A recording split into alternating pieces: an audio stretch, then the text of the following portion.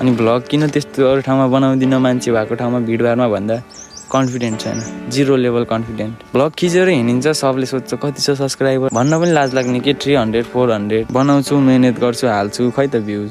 अस्ति video part 1 भनेर हाल्दै थिएँ, खै त्यसमा 50+ भ्युज छ। अनि के गर्ने है, 50+ भ्युजले त हामीले त्यत्रो मेहनत गरेको सबै आफ्नो मनै मर्दिन्छ क्या। अनि भिडियो बनाउनै मन लाग्दैन क्या, सपोर्टै छैन क्या, सब भ्लगर निस्क्यो अनि कसलाई सपोर्ट गर्न सक्छ। अलिअलि भ्युज आइदिन पऱ्यो, आफ्नो निरन्तर सब्सक्राइब प्लस हुन पऱ्यो। त्यति भएपछि त जस्तो ठाउँमा पनि कन्फिडेन्ट आउने रहेछ क्या। सब्सक्राइबर नभएपछि त भ्लग बनाउनु पनि कन्फिडेन्ट नआउने के, लाज लाग्ने छ। त्यसले के भन्ने होला, यस्तो सब्सक्राइबर छैन, यस्तो दुःख गरी हिँडेर भन्ने हो कि यताउति भन्ने हो कि भन्ने एकदम लाज लाग्ने क्या। म चाहिँ त्यो पोइन्टले अगाडि बढ्न नसक्या हो क्या। अलिअलि सब्सक्राइबर भेटाएको भए, मैले अलिअलि भ्युज भेटाएको भए चाहिँ म अगाडि बढ्थेँ क्या। अब भ्युजै भेटाएन, अब म आफै त्यस्तो कन्टेन्ट दिन नसके होला, त्यो मेरै गल्ती हो है।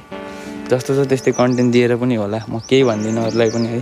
अडियन्सहरू त जे राम्रो देख्यो त्यही हेर्ने, मै उस्तै छु। युट्युबमा जे रमाइलो राम्रो देख्यो त्यही हेरिदिन्छु। अब आफ्नो कोसिस बेस्ट गर्छु। मलाई कन्फिडेन्ट पनि एकदम 0 लेभलमा छ, कन्फिडेन्ट बढाउनु छ। म एकदम